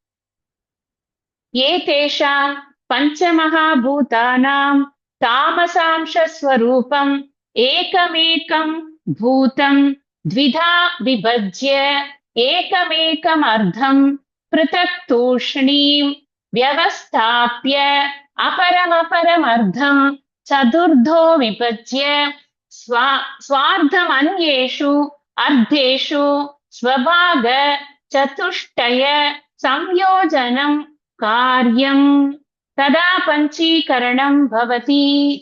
இதுக்கு நான் பதவுரை உங்களுக்கு டெஃபினட்டா சொல்றேன்.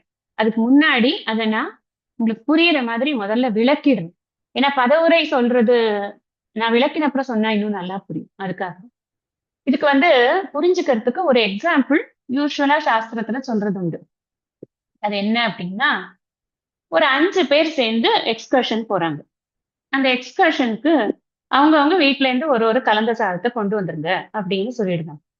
ஒருத்தர் புளி சாதம், ஒருத்தர் தக்காளி சாதம், ஒருத்தர் எலுமிச்சம்பழ சாதம், ஒருத்தர் தேங்காய் சாதம், ஒருத்தர் தயிர் சாதம். 5 சாதம் 5 வீட்டுல இருந்து வர்றது. சாப்பிடறதுக்கு எல்லாரும் எக்ஸ்கர்ஷன்ல ஒரு இடத்துல உட்காந்துக்கிறாங்க. இப்ப எல்லார் கையிலயும் ஒரு சாதம் இருக்கு. ஆனா இதை ஷேரும் பண்ணணும், எல்லாரும் எல்லாமே சாப்பிடணும், எல்லாரும் தன் வீட்டுலையும் சாப்பிடணும். அந்த மாதிரி இதை ஷேர் பண்ணணும். இப்ப இதை ஷேரிங் எப்படி பண்றோம் அப்படின்னா, என்கிட்ட புளி சாதம் இருக்கு, நான் ஒரு பிளேட்ல புளி சாதத்தை வைக்கிறேன், பாதி புளி சாதத்தை நான் வச்சுக்கிறேன், பாக்கி பாதிய நான் என்ன பண்றேன், எத்தனை பேர் இருக்காங்க என்ன தவிர? 4 பேர் இருக்காங்க. இந்த மீதி பாதிய நான் 4ஆ பகுக்கிறேன். 4ஆ பிரிக்கிறேன். அந்த பிரிச்ச 4யும் அந்த ஒவ்வொருத்தருக்கும் அந்த பிரிச்ச 4யும் குடுத்துடுறேன். 1/8 பாகம். அந்த 1/8 பாகத்த நான் எல்லாருக்கும் அவங்க அவங்களுக்குள்ளத அவங்க அவங்களுடைய தட்டுல போட்டுருவேன். இதே போல அவங்க எல்லாருமே தக்காளி சாதம் வச்சிருக்கிறவங்க அவங்க பாதி வச்சுக்குவாங்க. அவங்களோட மீதி பாதி தக்காளி சாதத்துல இருக்கிற ஒவ்வொரு கால் பாகத்தையும் எடுத்து இன்னும் மத்தவங்களுக்கு வச்சிடுறாங்க. அப்ப என்ன ஆகுது? ஃபைனலி என்னோட தட்டுல என்ன இருக்கும்? ஹாஃப் புளி சாதம் இருக்கும். மீதி ஹாஃப்ல தக்காளி சாதம் இருக்கும், தேங்காய் சாதம் இருக்கும், எலுமிச்சம்பழ சாதம் இருக்கும், தயிர் சாதம். இப்ப என்கிட்ட ஃபுல்லா எல்லாரோடதும் என்கிட்ட இருக்கு, என்னோடதும் என்கிட்ட இருக்கு. பிரிச்சுட்டோமா கரெக்டா? இது மாதிரி இப்ப நான் சாதம்னு போட்டிருக்கிற இடத்துல எல்லாம் நீங்க ஆகாசம், வாயுகு, அக்னிகி, ஜலம், பிருத்திவி அப்படின்னு ரீப்ளேஸ் பண்ணும். இப்ப நான் வந்து ஆகாச பூதம் அப்படின்னு வச்சிருக்கேன். இந்த ஆகாச பூதத்தை பாதி ஆகாசம் வச்சிருக்கேன். ஆகாசம் அப்படிங்கிற தன்மை இதெல்லாம் புரிஞ்சுக்கோங்க. இதெல்லாம் தன்மைகள். ஆகாசத்தன்மை அப்படிங்கிறது ஒரு தன்மாத்திரையில இருந்து தன்மை. அந்த தன்மை அப்படிங்கிறது நான் ஆகாசத்தை நான் பாதி வச்சிருக்கேன். மீதி பாதியை நான் எதெல்லாம் சேர்த்துக்கிறேன்? வாயுல இருந்து கொஞ்சம், இதுல இருந்து 1/8 எல்லாமே. வாயுல இருந்து 1/8, அக்னியில இருந்து 1/8, இதுல இருந்து ஜலத்துல இருந்து 1/8, இதுல இருந்து பிருத்திவியில இருந்து 1/8. இப்ப என்கிட்ட ஒரு ஆகாசம் என் பிளேட்டுக்கு இருக்கு. இந்த ஆகாசத்துக்கு பேரு தான் ஸ்தூல ஆகாசம். நீங்க ஸ்தூல ஆகாசத்தை பார்க்க முடியுமா அப்படின்னு கேட்டா நிச்சயம் பார்க்க முடியாது. ஆகாசம் is only for perception, it is not for seeing. பார்க்கவே முடியாது. ஆகாசம் பிரகாசம் இது ரெண்டுமே சாஸ்திரத்துல இந்திரியங்களால கிரகிக்க முடியாது, மனதால் தான் உணர முடியும், அறிவால் தான் உணர முடியும் அப்படிங்கறத புரிஞ்சுக்கோங்க. அதனால ஆகாசம் இருக்கு, ஸ்தூல ஆகாசம் இருக்கு அப்படின்னு சொன்னா ஸ்பேஸ் இஸ் கிரியேட்டட் அப்படின்னு புரிஞ்சுக்கோங்க. ஒரு ஸ்பேஸ் கிரியேட் ஆறது இப்படிதான். இந்த என்டையர் ஸ்பேஸ்ல தான் நம்ம இருக்கோம் அப்படிங்கறச்ச இந்த என்டையர் ஸ்பேஸ்ல எல்லா பூதங்களுக்கும் கொஞ்சம் கொஞ்சம் பங்கு இருக்கு. எப்போ? ஸ்தூலமா இருக்கிறச்சே. அதே போல இப்போ அக்னிய பாக்குறோம். நான் இத சொன்னா உங்களுக்கு புரியறதை விட நீங்க பிசிக்கலா பார்க்க பூமியை எடுத்துக்கோங்க. பூமியில எடுத்துட்டா பிசிக்கலா பார்க்க முடியறது இல்ல நம்ம பூமி. இந்த பூமியில பாதி பங்கு பூமி இருக்கு, மீதி பாதி ஆகாசமும் இருக்கு, அக்னியும் இருக்கு, வாயுவும் இருக்கு, இது ஜலமும் இருக்கு. இது எல்லாமே சேர்ந்துதான் ஸ்தூலமாக பூமி அப்படிங்கிற ஒரு விஷயமானது நமக்கு பயன்பாட்டுக்கு கிடைக்குது. நல்லா புரிஞ்சுக்கோங்க. பயன்பாட்டுக்கு வரும் பொழுது எல்லா பூதங்களும் அதில் அடங்கி இருக்க வேண்டும். அந்த பூதத்தினுடைய பங்கு மிகுந்து இருக்க வேண்டும். அது பாதி பங்கு அந்த பூதத்தினுடைய பங்கும், மீதி பாதி மற்ற பூதங்களின் பங்குகளும். இப்படித்தான் இதுக்கு பேர் தான் பஞ்சீகரணம் அப்படிங்கிறது. இந்த பஞ்சீகரணம் செய்யப்பட்ட இந்த பஞ்சபூதங்களால தான் இந்த என்டையர் கிரியேஷன் ஸ்தூலமாக நம் கண்ணுக்கு புலப்பட்டு நம்மால் உணரக்கூடிய அனுபவிக்கக்கூடிய பொருட்களாக அவை இருக்கின்றன. ஒரு மரத்தை எடுத்துக்கொண்டோம்னு சொன்னா 5 பூதம் அதுல இருக்கு. ஒரு மலையை எடுத்துக்கொண்டோம்னா 5 பூதம் அதுல இருக்கு. எல்லாத்துக்குமே மூலப்பொருள் எது அப்படின்னா இந்த பூதங்களில் இருந்துதான் அவை பண்ணப்பட்டிருக்கின்றன அப்படின்னு புரிஞ்சுக்கோங்க. இப்ப நம்முடைய உடம்பையே எடுத்துக்கோங்க. நம்முடைய உடம்புல நமக்கு ஆகாசம் எங்க இருக்கு அப்படின்னு கேட்டா உடம்ப பகுப்பாய்வு பண்ணி பார்க்கிறாங்கல்ல, அனாட்டமி. அந்த மாதிரி ஏதாவது வீடியோஸ் கிடைச்சதுன்னா நீங்க பாத்தீங்கன்னா உள்ளுக்குள்ள ஒவ்வொரு பார்ட்டும் அதுக்குன்னு ஒரு பிளேஸ் இடையில இடைவெளிகள் இருக்கும். ஆகாசம்ங்கிறது என்ன? இடைவெளி தான். அந்த இடைவெளிகள் இருக்கும். நல்லா அழகா அரேஞ்ச் பண்ணிருக்கும். அது எப்படித்தான் அந்த கிரியேஷன் இப்படி இருக்குன்னே ஒருத்தராலேயே சொல்ல முடியும். அழகான அரேஞ்ச்மெண்ட். ஏன்னா எல்லா ஐட்டமும் ஒன்னா ஜாம் மாதிரி சேர்ந்து இருக்கான்னு அப்படி கிடையாது. அதுக்குன்னு ஒரு பிளேஸ், அதுக்கு இடையில ஒரு இடைவெளி. எவ்வளவு பெருசா சின்னதாங்கிறது இல்ல முக்கியம், ஆனா இடைவெளி என்பது இருக்கிறது. ஆகாசம் இந்த உடலுக்குள் இருக்கிறது. வெளியிலையும் இருக்கு, உடலுக்குள்ளயும் இருக்கு. அதே மாதிரி வாயு தத்துவத்துக்கு பஞ்ச பிராணங்கள் போயிட்டு வந்துட்டு இருக்கு. எல்லா வேலையும் இந்த பிராணனை வச்சுதான் நம்ம செய்து கொண்டிருக்கிறோம். அதனால சக்தி, கிரியாசக்தி பூரா இந்த பிராணனுடைய இதுலதான் நடக்குது. இப்ப பிராணன் உள்ளுக்குள்ள காற்றாக இருக்கிறது. ஏதோ ஒரு வகையில எல்லா வகையில 5 வகையான காற்றுகளும் நமக்கு உபயோகமாக இருக்குது. அக்னி கேட்கவே வேண்டாம். நம்ம போடுற சாப்பாடை ஜெரிக்கிறதே இந்த ஜாட்டராக்னி அப்படின்னு சொல்றோம். சயின்ஸ்ல கேட்டா அது அது ஒரு ஆசிடு அப்படின்னு சொல்லுவோம். ஆசிடுங்கிறது என்ன? அது ஒரு எரிக்கக்கூடிய ஒரு தத்துவம். அந்த எரிக்கக்கூடிய தத்துவம் தான் அக்னி பண்றது. அந்த அக்னி அது மட்டும் இல்ல, உடம்பு பூராவுமே சூடு இருக்கு. சூடே இல்லைன்னு வச்சுக்கோங்களேன், நம்ம பேர் வேறையாயிடும். பெயரினை மாற்றி பிணமென்று பெயரிட்டு சூரியன் காட்டினை கொண்டு போய் வச்சிருவாங்க. அவ்வளவுதான், முடிஞ்சது கதை. அதனால உடம்பு உயிரோட இருக்கணும்னு சொன்னா அதுக்கு நமக்கு என்ன தேவையா இருக்குன்னா இந்த சூடு தேவையா இருக்கு. அக்னி இருக்கு உள்ள. ரத்தங்களும் அந்த நட்ட நாளங்கள் மற்ற லிக்விட் எல்லாம் நமக்கு பாடியில நிறைய இருக்கு. அதெல்லாமே ஜல தத்துவமாக இருக்கு. பிருத்விங்கிறது நம்முடைய எலும்பு, மஜ்ஜை, அப்புறம் பிளஷ், மசில்ஸ், இதெல்லாம் பிருத்வி தத்துவம். அப்போ இந்த இந்த பஞ்சபூதங்கள் தான் ஏதோ ஒரு குறிப்பிட்ட அளவுல சேரும் பொழுது, அந்த ஃபார்முலா நம்ம கிட்ட இல்ல, அது கிரியேட்டர்கிட்ட இருக்கு. குறிப்பிட்ட அளவுல சேரும் பொழுது அது நாயாக மாறுகிறது, அது பூனையாக மாறுகிறது, அது ஒரு ப்ளூ வேலாக மாறுகிறது, அது ஒரு அமீபாவாக மாறுகிறது, அது ஒரு மனிதனாக மாறுகிறது. ஒவ்வொரு மனிதனும் ஒவ்வொரு விதமான ஒரு காம்பினேஷன்ல இருக்கு. ஒருத்தன் மூக்கு ஒரு மாதிரி இருக்கு, ஒருத்தன் வாய் ஒரு மாதிரி இருக்கு, ஒருத்தன் புருவம் ஒரு மாதிரி இருக்கு. எதுவுமே ஒண்ணுக்கு ஒண்ணு ஒரே மாதிரி கிடையாது. அவ்வளவு பெர்மியூட்டேஷன் காம்பினேஷன்ல இந்த பஞ்சபூதங்கள் தான் அத்தனையுமாக இங்கே இருக்கிறது. அதுதான் இந்த ஸ்தூல பிரபஞ்சம். இந்த ஸ்தூல பிரபஞ்சம் வரணும்னா இந்த பஞ்சீகரணம்ங்கிற ப்ராசஸ் நடக்கணும். இந்த பஞ்சீகரணம்ங்கிற ப்ராசஸ் நடந்ததுக்கு அப்புறமா தான் ததா ஆகாச சம்பூதகங்கிறது நமக்கு சூக்ஷ்மமா வருது. அதுக்கப்புறமா தான் இது ஸ்தூலமாக நமக்கு கிடைக்குது. ஸ்தூலமா என் உடம்பு மாத்திரம் இல்ல, எல்லா உடல்களும் எல்லா விதமான பொருட்களும் தான் நான் ஷார்ட்டா சொன்னேன். நாம பார்க்கக்கூடிய அனுபவிக்கக்கூடிய அனைத்து விஷயங்களும் இந்த பஞ்சீகரணம் செய்யப்பட்ட பஞ்சமகா பூதங்களினுடைய தோற்றம்தான் அப்படிங்கிறத நம்ம புரிஞ்சுக்கணும். இப்ப என்ன சொல்ற, இப்ப நான் இதுக்கு என்ன நம்ம இந்த ஸ்லோகத்துல படிச்சோம், அவர் எழுதிக்கிறதுக்கு என்ன அர்த்தம்ங்கிறத படிச்சுடலாம். பஞ்சீகரணம் கதம் இதி சேத் அப்படின்னு சொன்னா, பஞ்சீகரணம் எப்படி, கதம்னா எப்படி, எப்படின்னு கேட்டியானாக்க, ஏதேஷாம் பஞ்சமகாபூதானாம், இந்த 5 மகாபூதங்களின் தாமசாம்ச ஸ்வரூபம், தாமச அம்ச வடிவத்தில் ஏகமேகம் பூதம், ஒவ்வொரு பூதத்தையும் நான் சொன்னேன் இல்லையா, என் பிளேட்ல ஆகாசம் இருக்கு, ஒவ்வொரு ஒருத்தர் பிளேட்ல ஒன்னொன்னு இருக்கு. இந்த ஒவ்வொரு பூதத்தையும் த்விஜா விபஜ்ய, 2ஆக பிரிக்க வேண்டும், 2ஆக பகிர்ந்து, த்விஜானா 2, விபஜ்யனா பிரித்து பகிர்ந்து, ஏகமேகம் அர்த்தம் ஒரு பாதியை, அந்த பகிர்ந்ததில் ஒரு பாதியை பிருத்தக் தூஷ்ணீம் வியவஸ்தாபிய தனியாக வைத்து, என்கிட்ட இருக்கிற புளிய சாதத்தை எனக்கு வேணும், நான் ஹாஃப் என் வீட்டுல பண்ணிருக்கிறது எனக்கு வேணுங்கிறதுனால நான் அதை தனியா எனக்கு ஒதுக்கி வச்சுட்டேன்.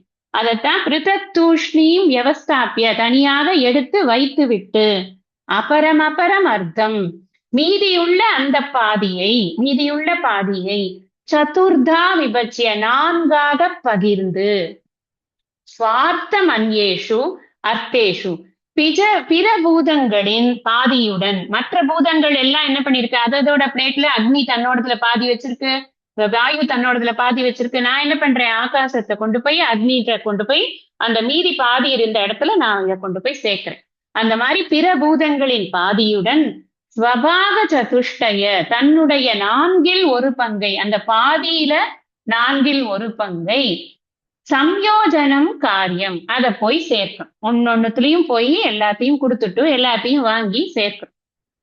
ததா பஞ்சீகரணம் பவதி, இவ்வாறு பஞ்சீகரணம் ஏற்படுகிறது. இது டைரக்டா இதை படிக்கிறச்சே கொஞ்சம் டிஃபிகல்ட்டா இருக்கும். அதனாலதான் சுவாமிஜி இந்த சாதத்தை டிஸ்ட்ரிபியூட் பண்ற எக்ஸாம்பிள், ஏன்னா நம்மளுக்கு நல்லா பண்ணி பண்ணி பழக்கம், இந்த விஷயம் தான் ஈஸியா புரிஞ்சிடும், டக்குன்னு புரிஞ்சிடும். இப்ப அப்படி இதுதான் பஞ்சீகரணத்தின் ஒரு இது அப்படின்னு சொல்லப்பட்டிருக்கு அப்படின்னு சொல்ற. இதனாலதான் இந்த பிரபஞ்சம்ங்கிறதே வருது. நன்றாக இந்த பஞ்சீகரணம் செய்யப்பட்ட இந்த பஞ்சபூதங்களின் ஒரு காட்சி தான் இந்த பிரபஞ்சமாக நாம பார்க்கிறோம். ஏதேபியக பஞ்சீகிருத பஞ்சமகா பூதேபியக ஸ்தூல சரீரம் பவதி, இப்போ இந்த ஸ்தூல சரீரம்ங்கிறது எப்படி வந்தது அப்படின்னா, இவ்வாறு பஞ்சீகரணம் செய்யப்பட்ட பஞ்சமகா பூதங்களில் இருந்து ஸ்தூல சரீரமானது உண்டாகிறது அப்படின்னு புரிஞ்சு. இப்போ நம்முடைய சூக்ஷ்ம சரீரம் எங்கேந்து வந்தது அப்படின்னா, இதே பஞ்சபூதங்களுடைய சூக்ஷ்மமான அம்சத்தில் இருந்துதான் அது தோன்றியது. நம்முடைய ஸ்தூல சரீரம் எப்படி ஏற்பட்டது அப்படின்னா, அதே பஞ்சமகாபூதங்களுடைய பஞ்சீகரணம் செய்யப்பட்ட வெர்ஷன்ல இருந்து நமக்கு இந்த ஸ்தூல சரீரமானது ஏற்பட்டிருக்கிறது. இதெல்லாம் படிக்க படிக்க இது என்ன எதுவா இருந்தாலும் பஞ்சபூதம் தானேப்பா, நமக்கு தோணவே தோணாது. அவங்க பெரிய மிஸ் இந்தியாவாம், அவங்க பெரிய மிஸ் வேர்ல்டா தோணுமா எங்கேயாவது? ஒண்ணுமே தோணாது. பஞ்சபூதம், ஓகே, பஞ்சபூதம் இன் டிஃப்ரெண்ட் காம்பினேஷன், பஞ்சபூதம் இன் டிஃப்ரெண்ட் காம்பினேஷன், அவ்வளவுதான். கிரேசி மோகன் படத்துல வர மாத்ருபூதம் மாத்ருபூதம் அந்த மாதிரி பஞ்சபூதம் பஞ்சபூதம் எதை பார்த்தாலும் ஓகே இது பஞ்சபூதம் தானே அப்படின்னு விட்டுருவோம். அவ்வளவுதான். இதை எதுக்கு தெரிஞ்சுக்கிறோம்னா இதனுடைய தன்மையை நன்றாக புரிந்து கொள்வதுதான் நம்மளுடைய நோக்கம், வேற ஒன்றும் கிடையாது. இதை ஒரு பெரிய ஆஹா பஞ்சபூதம்ல வந்தது இந்த ஸ்தூல சரீரம் அந்த காப்பாத்தி அப்படியே வச்சுட்டு இருக்க முடியுமான்னு எதுவுமே வச்சுட்டு இருக்க முடியாது. ஏன்னா மாயையிலிருந்து வந்தது எதுதான் நிலைச்சிருக்க போறது? எதுவுமே நிலைச்சிருக்க. அதனால இது தெரிஞ்சுக்கிறது அப்படிங்கிறது இப்படிதான் ஆனா வந்தது தெரியாது இத்தனை நாளா. சோ இப்ப தெரியச்சே நமக்கு ஓகே இந்த கிரியேஷன்ல இப்படிதான்ப்பா நடந்திருக்கு அப்படிங்கிறது நமக்கு புரியுது. எப்படித்தான் பண்ணாரோ அப்படிங்கிறது இல்லை, இப்படித்தான் பண்ணிருக்க அப்படிங்கிறது தெரியுது. இப்ப என்ன சொல்றார்? ஏவம் பிண்ட பிரம்மாண்டையோர் ஐக்கியம் சம்பூதம். இதுதான் இப்ப என்ன சொல்ல வர்றாருன்னா, இது மாதிரிதான் பிண்டமும் பிரம்மாண்டமும். பிண்டம்னா இந்த ஒரு உடம்பு, பிரம்மாண்டம்ங்கிறது என்ன? இந்த மொத்த கிரியேஷன். அதைத்தான் நான் சொன்னேன். இது எந்த பஞ்சபூதங்களுடைய வேலையினாலதான் ஒரு அமீபால இருந்து 6 அறிவு உள்ள இது உயிர் வரைக்கும் எதா இருந்தாலும் ஸ்தாவர ஜங்கம விஷயங்கள், அசையும் அசையா விஷயங்கள், சர அச்சரங்கள் எதா இருந்தாலுமே இதனாலதான் வந்திருக்கு அப்படிங்கிறது நமக்கு தெரியறது. பிண்டம் பிரம்மாண்டம் இது ரெண்டும் ஒன்றுதான். இது எல்லாம் இருக்கு, இங்க இருக்கிறதா அங்கேயும் இருக்கு, அங்க இருக்கு. அண்டத்துல உள்ளதுதான் பிண்டத்துல இருக்கு, பிண்டத்துல உள்ளதுதான் அண்டத்துல இருக்குன்னு சொல்றோம்ல, அதுதான் இங்கேயும் சொல்றாரு அவர். பிண்டமும் அண்டமும் ஒன்றுதான். அது என்ன அப்படின்னா ஒன்லி ஜடம், இட் இஸ் அ மேட்டர், வேற ஒண்ணும் கிடையாது. மாயையினுடைய அத்தனை காரியங்களும் வெறும் ஜட காரியங்கள் தான், வேற ஒண்ணும் கிடையாது. இதுல வேற ஒரு விஷயமும் கிடையாது அப்படிங்கிறத நாம புரிஞ்சுக்கணும். இதுக்கப்புறம் அவர் முக்கியமான ஒரு டாபிக்கு போகிறார். என்ன டாபிக்னா ஜீவ ஈஸ்வர ஐக்கிய விசாரம் பண்ண போறார். ரொம்ப ரொம்ப முக்கியமான டாபிக். இப்படி இருக்கக்கூடிய இந்த ஜீவன் இந்த ஈஸ்வரன் இரண்டும் எப்படி ஒன்று என்று புரிந்து கொள்வது, அததான் இப்ப அடுத்த டாபிக் நம்ம படிக்க போறோம். அதை நம்ம அடுத்த சத்சங்கத்துல படிக்கலாம். அது இன்னும் இன்ட்ரெஸ்டிங்கா இருக்கும் நம்ம படிக்கிறதுக்கு. இந்த அளவுல இன்னைக்கு வகுப்பை நான் நிறைவு பண்றேன். இப்போ நான் க்ளோஸ் பண்ண உடனே ரெக்கார்டிங் க்ளோஸ் பண்ண உடனே நம்ம இது படிக்கலாம், குரு ஸ்தோத்திரம்.